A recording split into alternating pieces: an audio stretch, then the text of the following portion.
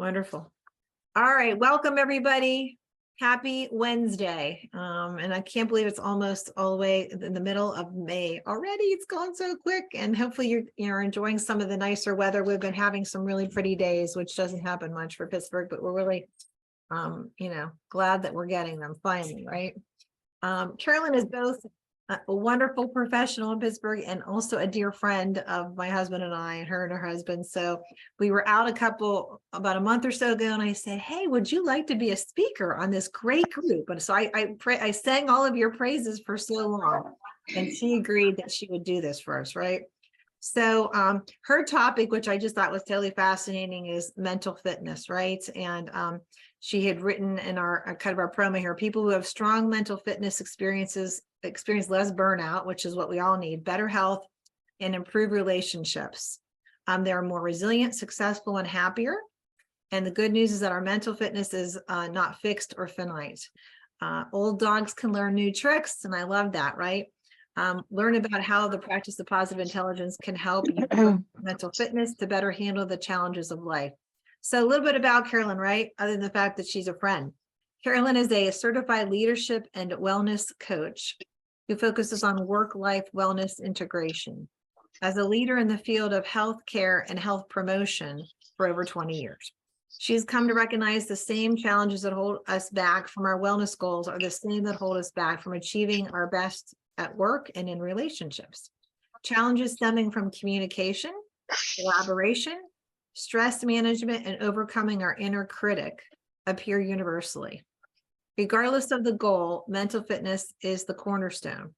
And as a coach, Carolyn works with the individuals and teams to help them grow their mental fitness and make lasting behavior changes needed to reach their goals.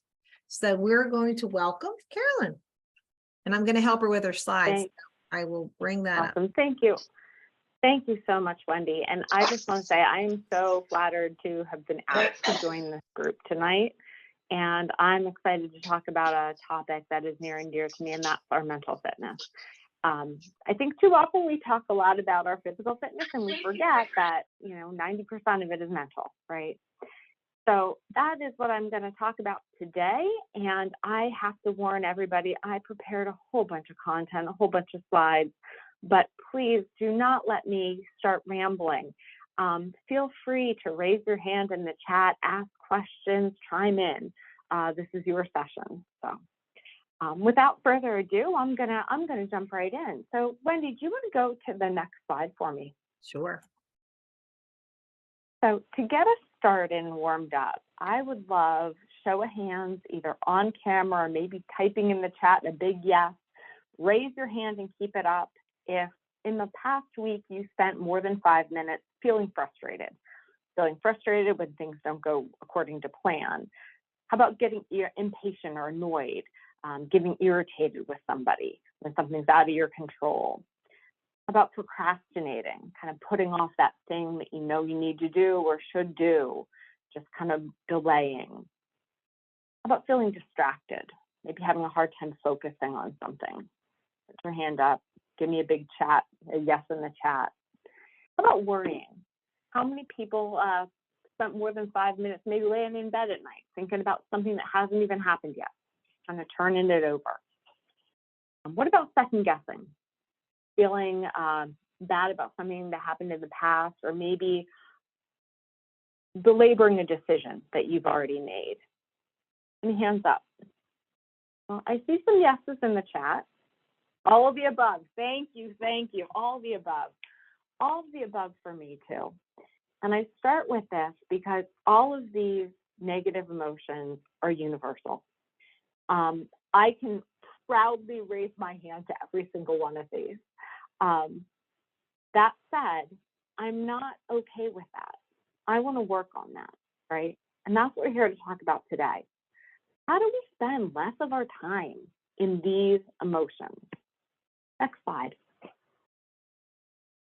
So as Wendy mentioned, I have done a lot of coaching over the years. I started off my career about 20 years ago in the health and wellness space, and I was a health and wellness coach.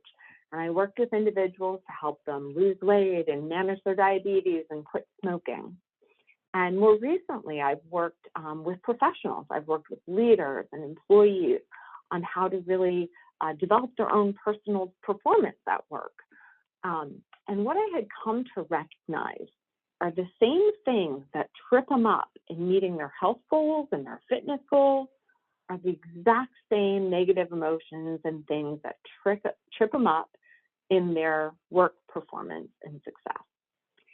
And so I got really curious around what is going on here. What is the underlying reason of why some people seem to have success and some people struggle? Next slide. And that's actually when I came across the research of Shirzad Chamine. And Shirzad Chamine comes out of Stanford, and he actually wrote a book called Positive Intelligence and developed a program based around it. And what I found so interesting about his research is that he looked across the fields of positive psychology, neuroscience, cognitive psychology, and he really used factor analysis to get at what's at the heart of why some people are successful and seem to thrive even when challenged, and other people get derailed, burned out, and kind of consumed by stress. And what it all boiled down to was one thing: mental fitness. And it impacts all areas of life. The other interesting thing that his research showed was that there are 10 things, only 10 things that universally sabotage people. And while 10 might sound like a pretty big number of things to be on the lookout for, I kind of like the number 10. It's a finite quantity, and we can kind of get our arms around them, understand them, and maybe do something about them. And the last thing that his research showed was that our mental fitness, as Wendy mentioned before, is not predetermined. We are not born with some gene that says I am mentally fit or I am not. It is something that we can build. Just like we exercise our other muscles, we can exercise our brains. Next slide. So without getting too much into the science here, Wendy would fact check me on that, I'm sure. I'm going to talk a little bit about what mental fitness is and how our brains work. So simply put, mental fitness is our capacity to respond to life's challenges with a positive mindset rather than getting stressed or upset. And next slide. And to understand how it works, I'm going to tell you a little bit about how our brains work. And I call this mind training. Within our brains every day, there are two dueling sides. There is your inner Jedi and your inner Darth Vader, the light and the dark. And on the left side of the brain, the negative side of the brain, that's where your brainstem is located and also your limbic system. And when you activate that part of your brain, you're actually activating flight or fight, that response that gets you bolstered to do, pretty intense things. And when you're activating that part of your brain, your saboteurs are what's running the show. You're being motivated by negative emotions, things like fear, stress, anger, guilt, shame, insecurity. And the interesting thing is, when we're motivated by our saboteurs, we can be really successful. I mean, you hear about some people who, under extreme stress, they're able to, lift up cars and crazy things like that. But what happens is while you could be successful, that success is not sustainable. You can't do that for very long without having burnout. And the other thing that happens is it robs you of something. It comes at a really high cost. Hard to be operating out of the negative part of your brain and have happiness.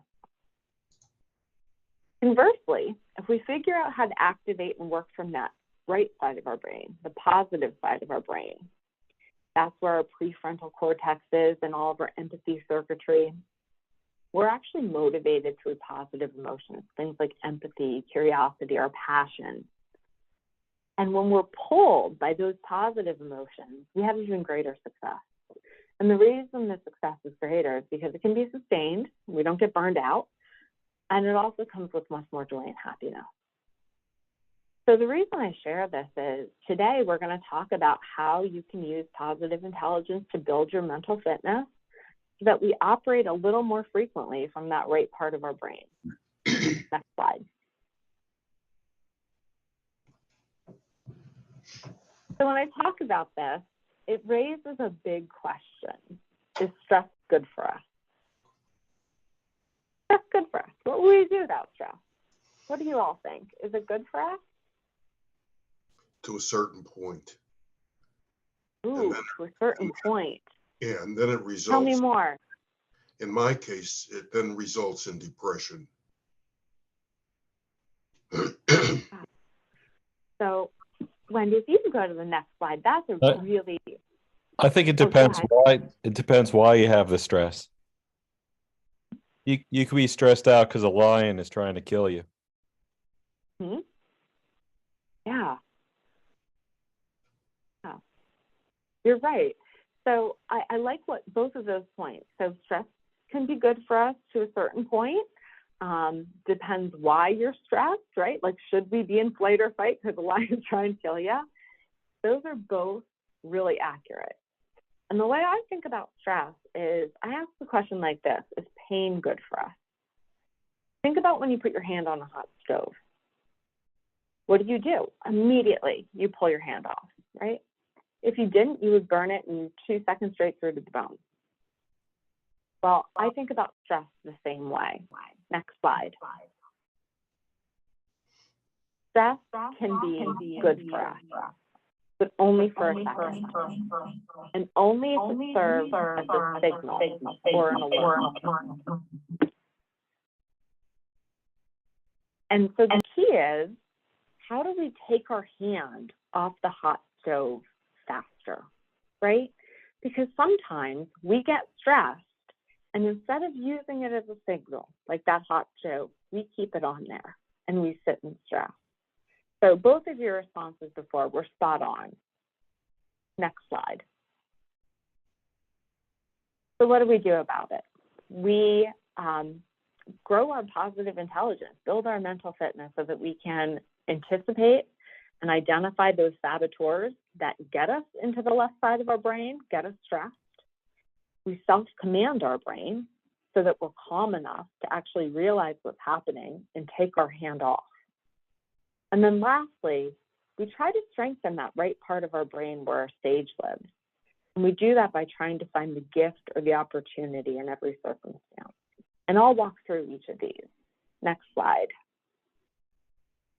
The first one, identifying the saboteur. Next slide. So who are these saboteurs? Well, as I mentioned before, there are 10 of them. There are 10 characters that tend to stress us out and derail us. And a few things to note about this cast of characters. First off, they vary by person, right? So we all have a smattering of them. We usually have 3 or 4 that are strongest and most likely to hijack us or impact us, but they're different. My strongest saboteurs are probably not the same as yours. The other thing that's good to note is that they do not define us. I am not a controller or a victim. That is not my identity. These are external things. They are forces that we have to be awareful and mindful of. And the other thing to note about them is they're really tricky. They're really hard to catch them and intercept them because they're actually tied to some of our greatest strengths. So underneath each of these characters, our saboteurs, is something that is positive, something that has served us well in life. But when dialed up too far, they start to hold us back. And that's why I say that they lie. They tell you they're going to help you do something, but they actually deliver the opposite in return. And the last point about the saboteurs is they're all equally destructive. Not one is better or worse than the other. They can all wreak havoc and lead to burnout, unhappiness, and just not being successful. So who are these characters. I'm going to go through them really quickly, and then I'm going to give you an example of how they operate. You have the controller, who often makes us feel very frustrated when things don't go our way. We have the hyperachiever, who can make us feel very disheartened, very unhappy, because we're never quite satisfied or content. We're always striving for more.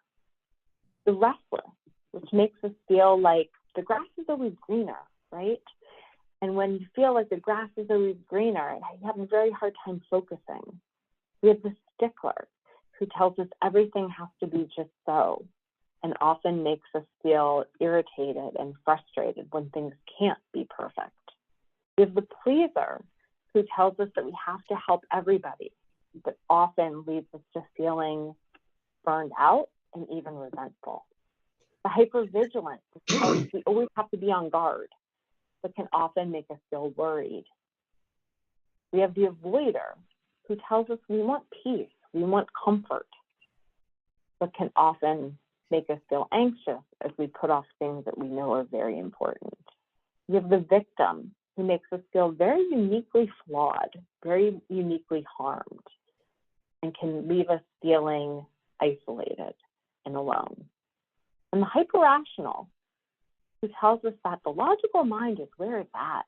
Everything can be answered with a spreadsheet, right? And unfortunately, that is often left feeling very upset because the rest of the world doesn't always operate with a rational mind. And lastly, we have the judge.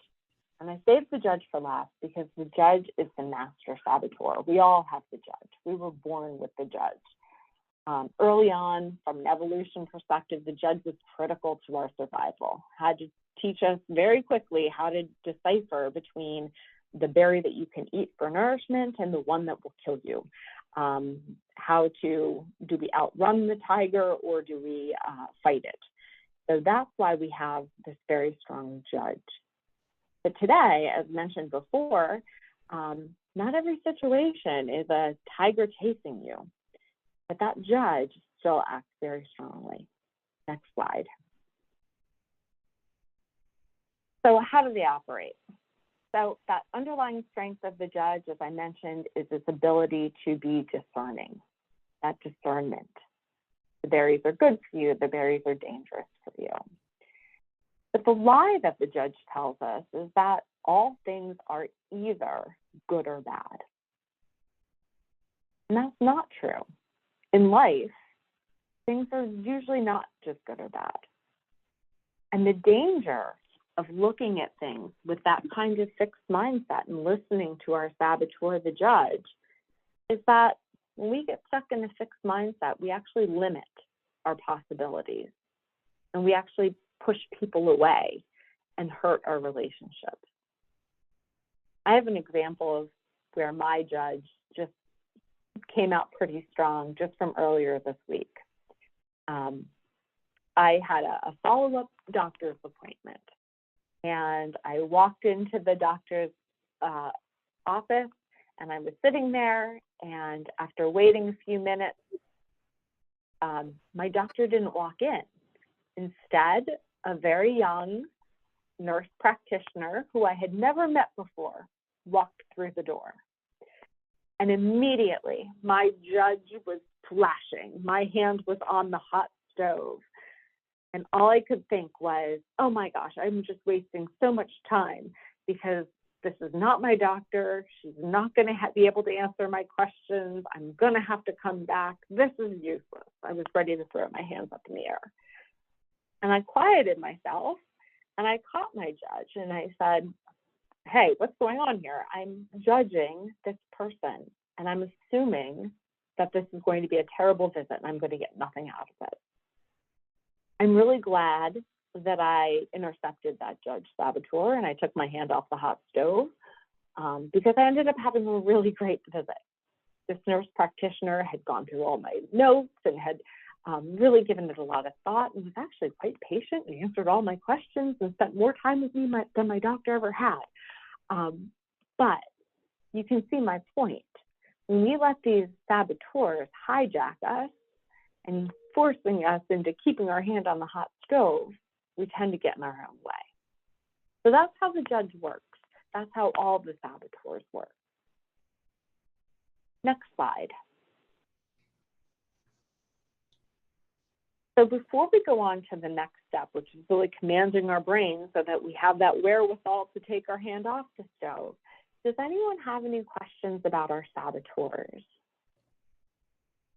So the saboteur can be ourselves or people that we know. Is that true, or is it just ourselves? Well, that's a really great question. I don't know if I would say others. I would say our saboteurs are more like voices. They're the inner dialogue of us, and it reacts to ourselves, our situations, and to others. So they are definitely triggered by other people, by circumstances, or sometimes our expectations or previous life experiences. Great question.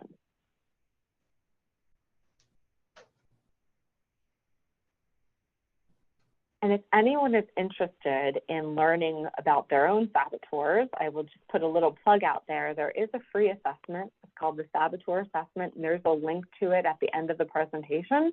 So if you're curious which ones you should be on the lookout for most, you can take a quick survey. It actually takes like 5 minutes, and it's actually kind of fun. Any other questions? All right. So once you identify the saboteur, the next way to build mental fitness is to really get good at commanding your brain. I was fortunate. My doctor's appointment the other day, I was able to catch myself, calm myself, and be open to the experience. That doesn't always happen. So the ability to shift from our saboteur to our sage, that is what we have to work on next. Next slide. And the way that we do that is simple yet hard. It's simple in that it's a small task, but it's hard in that it takes a lot of ongoing practice. And what it is, it's practicing mindfulness and stress management coping techniques. Things like deep breathing or focusing on our senses versus our environment. Meditation. And the good news is you don't have to get out a yoga mat to do this. You don't have to close your eyes even. But if you're able to be truly mindful and catch yourself in a moment, and if you practice this enough, you will become very good at recognizing when your hand is on that hot stove, when you're going into that left part of your brain, and how you can clear your head enough to look beyond it. So what I'd like to do, if you're open to it, is I'd like to practice. Next slide. Everyone could practice with me. I'd love to lead you through an exercise. If you're comfortable, I'd like you to just put your feet flat on the floor if you can. And I'd like you to close your eyes. And everyone, I'd like you to just take a deep breath in and breathe out. Breathe in and breathe out. Rub the tips of your fingers together ever so lightly. Rub them back and forth. Try to feel all the little ridges in your fingertips as they rub together. Run your fingertips down towards your palm. Feel the little ridges against the palm of your hand. Breathe in. Breathe out. Breathe in. Breathe out. When you're ready, open your eyes. I would love some feedback. How did that practice of mindfulness feel?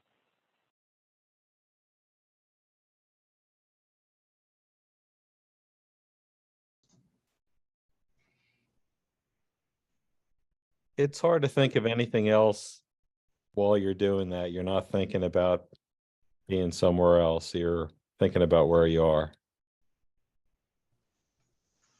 About where you are, not distracted. I saw someone said peaceful. What else should we feel?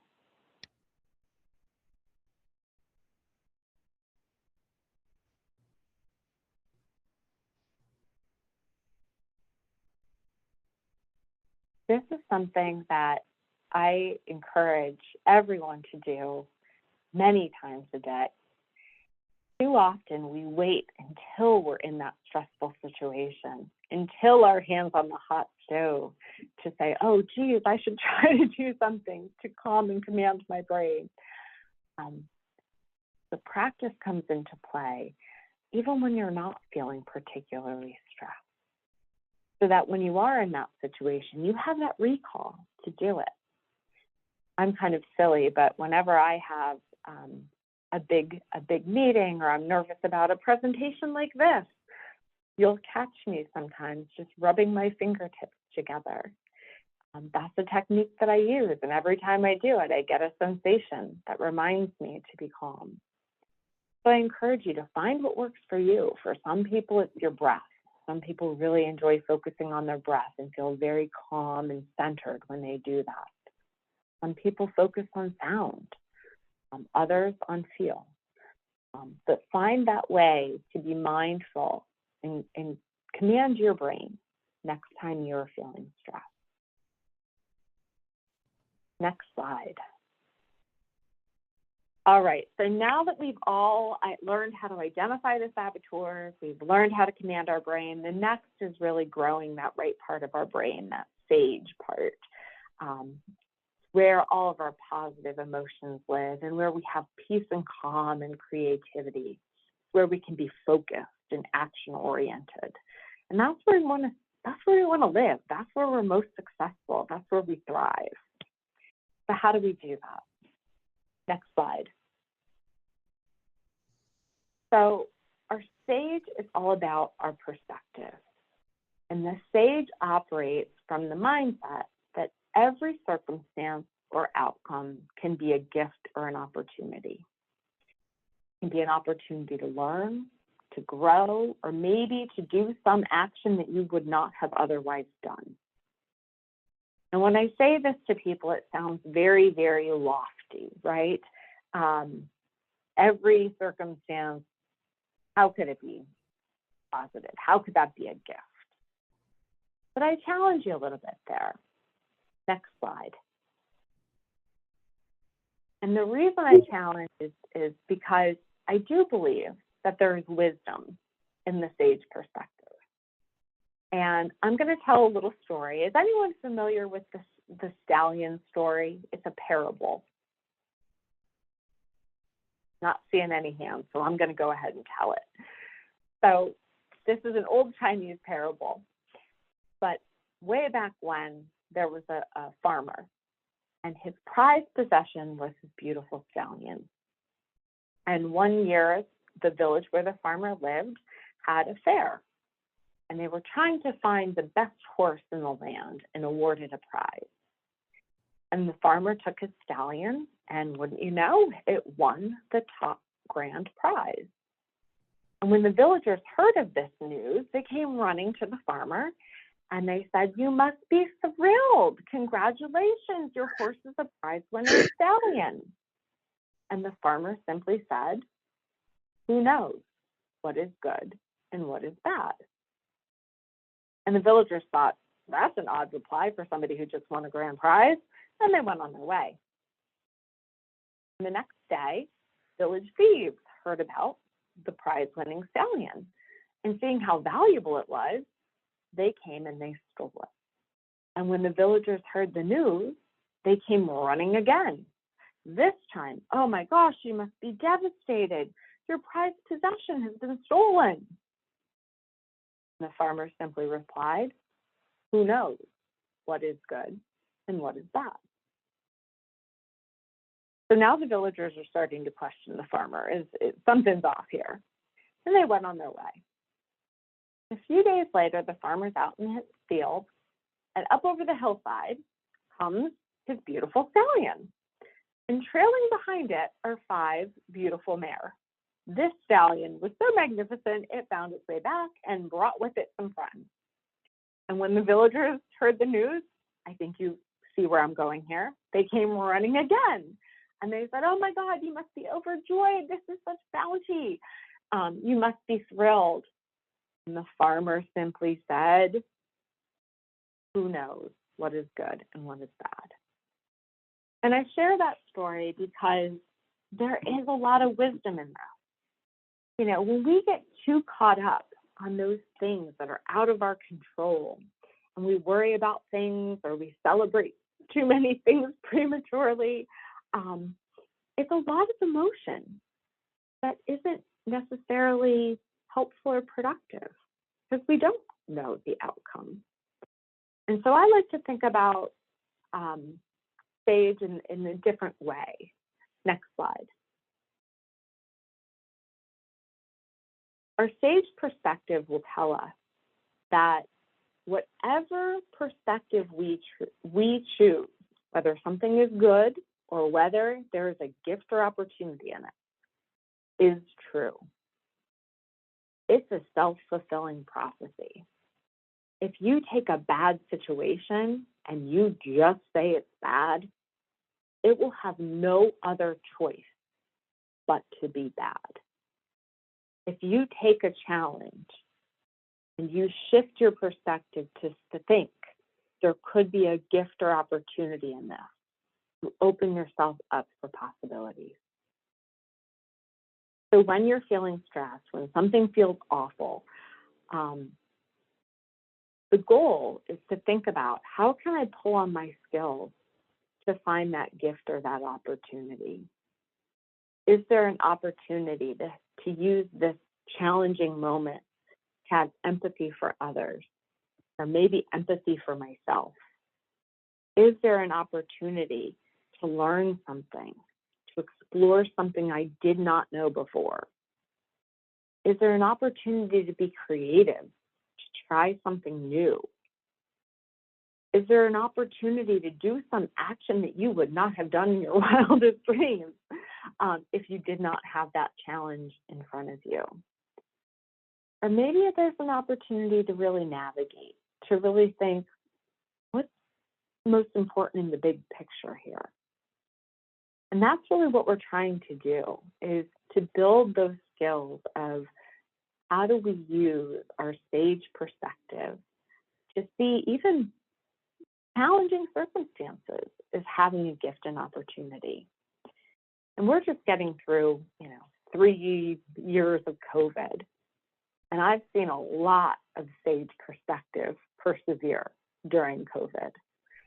I'm in healthcare, and when COVID first hit, there was such a sense of panic. I think everybody on the provider side was in a panic. It was flight or fight mode for them. And instead of keeping their hand on the hot stove, they really turned to their sage. They found new ways to be empathic to their patients and find new ways of treating them remotely. They cut through with such decisiveness, red tape that used to prevent things like virtual visits and things like that. It mobilized them. And it really highlighted what's most important, that sense of community, keeping everyone safe and well. The sage perspective can be found even in really tough circumstances. And COVID has been a really remarkable reminder of that, for me at least, of just how our brains can be powerful and help us through challenge. Carolyn, so there's some wisdom. Yes. Let me just say one thing. For many years now, there's this Protestant minister on TV. His name is Osteen. I can't remember his first name. I used to tune in purposely to listen to him.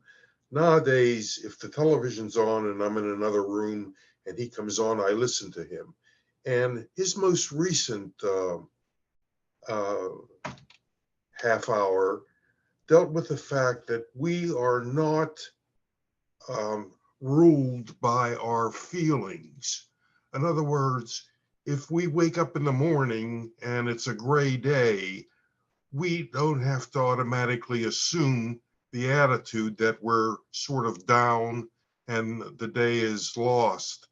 In other words, he was saying something about realize the feeling that you have and then put a but after that and sort of like make an adjustment to make things better for yourself, so to speak. And I was wondering if that might have a little bit to do with what you're saying here. I think that there's a great connection. Thank you for sharing that. I might say it like this. Maybe instead of putting a but after it, putting an and after it. I like to think about our emotions, particularly the negative ones, as a little bit of a catalyst. Remember before, it's an alarm to us. There's something going on. That's not necessarily to be ignored, but it should be something that we should be able to use, right? We should be able to use it to find something. So in your situation, a bad weather day, I think feeling, I look outside and I'm like, oh, bad weather day. I'm already feeling down. But to acknowledge like that feeling, and to say what saboteur might be at play here. Well, maybe it's my hyperachiever saboteur that always wants to make the most of the day, and now I feel like, oh, this day is going to be a washout. Maybe I have to intercept that and say, well, on a bad weather day, what can I accomplish?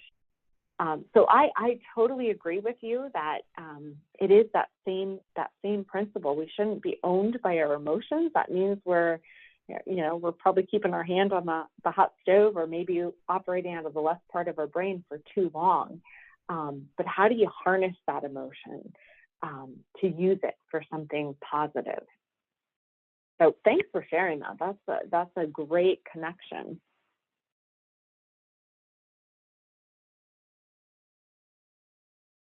Any other thoughts or comments? All right. Well, Wendy, you can go to the next slide then. So key takeaways from today. If you're feeling a negative emotion, oh my gosh, and I think you just set me up for this. If you're feeling a negative emotion, stop, right? Stop. Recognize it, but stop. You're in saboteur mode. Practice your stress management techniques. Do them often so that you get good at them, so that you can become really quick about commanding your brain. And last, when you are stressed, seek that sage perspective. Look for the gift or the opportunity. It will free you into that right part of your brain where you can be more successful and thrive. So those are my takeaways for today. Next slide. You can go to the next slide too, because we've already walked through some examples. But I'm really curious, what are your biggest takeaways from today? What stood out to you? What might you try to practice?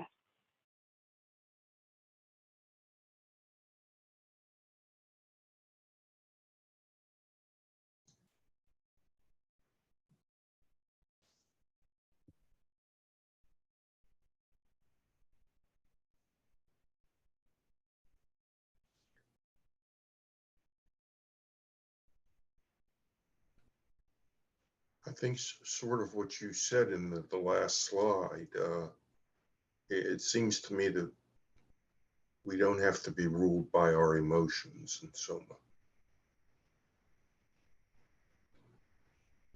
Not getting lost in the situation and letting your mind spiral out of control, but keeping control of the situation and trying to look for a creative way to look at it.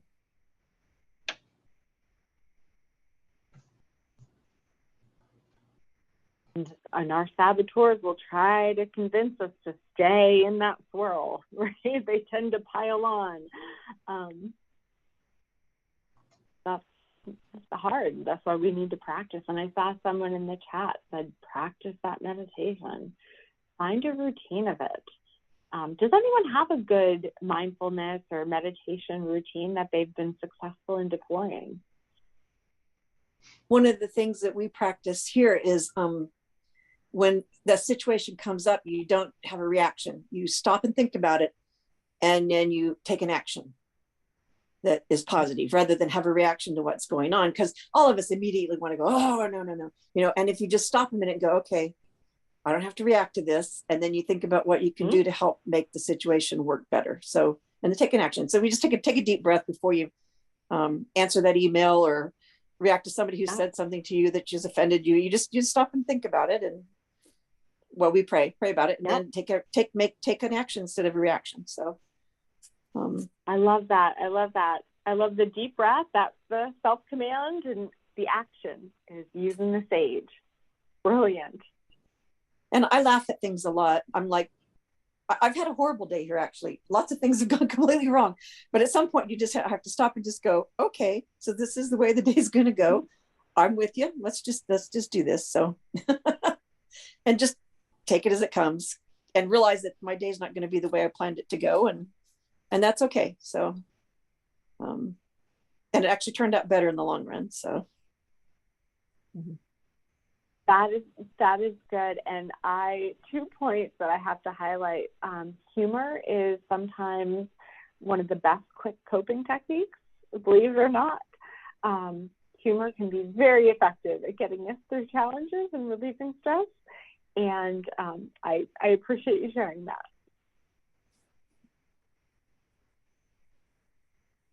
Any other big takeaways?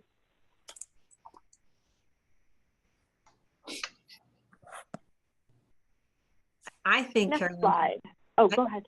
I was just going to say, I think identifying those saboteurs, I mean, I think that they were so, dead on of what we are to look for. We have feelings to actually have a label and a face on them. It was really helpful, to me, and know that they exist, but also knowing that can coexist with the fact that I can train my brain. And I think at one point when I was talking to Carolyn about presenting this, I had shared with her what I shared with you guys a couple of weeks ago of the continuing education I attend, where it talks about, the immune system, who stays well and who gets sick. And I shared there was a lot of research on the fact that it's how we perceive things. It's how we use that sage in our brain. It also has not only a big effect on our mental health, but it has a huge effect on your immune system. And that's what we want to do, is boost all of your immune system. So not only are you training your brain, but it's responding, to your body too. So pretty cool. So it's actually important to be positive then. It's actually important to be positive. Right. Well, it's kind of shifting that thinking from allowing that saboteur to take over and shifting it to, something where you have control back, right? We always talk about the fact you guys don't have any control over this illness, but, kind of looking at these techniques and looking at this philosophy Carolyn presents, it's about taking control back of your mind, which then is going to have an effect on your body. Like your chemo and your radiation and surgeries. Does that make sense to everybody? I can't Wendy, see. I am so glad you mentioned control, because the controller is one of the saboteurs. And ironically, we can't control the world. We would love to, but we can't. But you were spot on. We can control our brains. We can control our mental fitness. So it is doing that part that you can. And I always use this analogy when I talk about that controller saboteur. It's like trying to control the ocean. You might know when the tide comes in and out, but you're never going to control the ocean and the waves. And so instead of focusing on how are we going to control this ocean out there, we should be trying to control, like, how do I become a better surfer? like, how do I be more adept at riding the waves that come and staying healthy and on my board, right? So that's the mindset that we need to have. Good. So once again, Judy said something about if she encounters or feels something that's not just right, she takes a deep breath, and then what?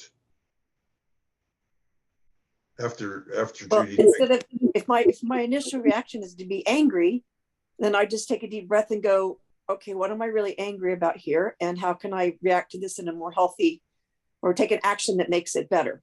You know, do I need to say, forgive me? Do I need to, you know, let it go, whatever's going on? Do I need to come back to it later? You know, because sometimes you just need to walk away and come back later, after you calm down and quiet your mind. And it's just, it can be different answers for different things, but it's just not immediately taking an action out of a quick reaction.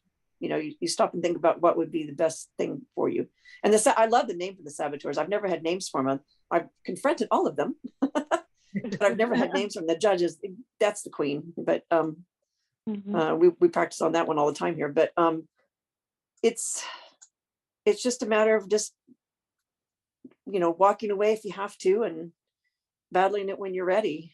I had to do that even with the chemo stuff. It was a big battle for me, and I was going to go in there and do it. I was going to do it perfectly, and I was going to do the chemo right, and we're going to do all this, whatever. And by the third round, I'm going, okay, so now what are we going to do? So, and I just had to kind of calm down and take things as they come, and figure out, well, this makes me feel good when I'm doing this, or I need to, you know, having this tea makes me feel better. I had to think of things that would take an action to make me feel better, rather than react to the fact that I was feeling so awful, and that, you know, it was the end of the world, which it felt like at the time. But and one of my action was coming on here, coming on to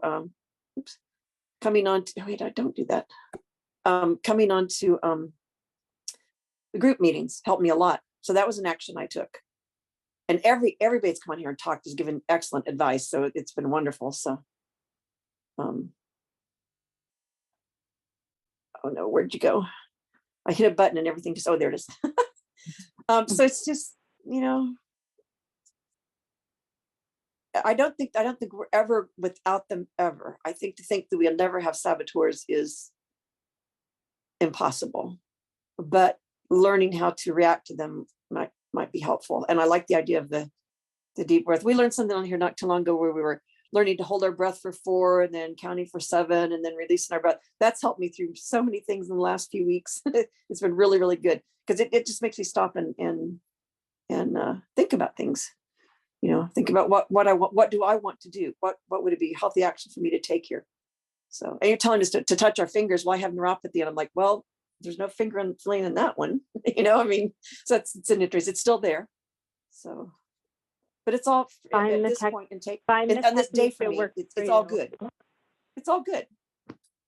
I've learned so much through the whole process. It's just amazingly good, even in the awful stuff of it. So.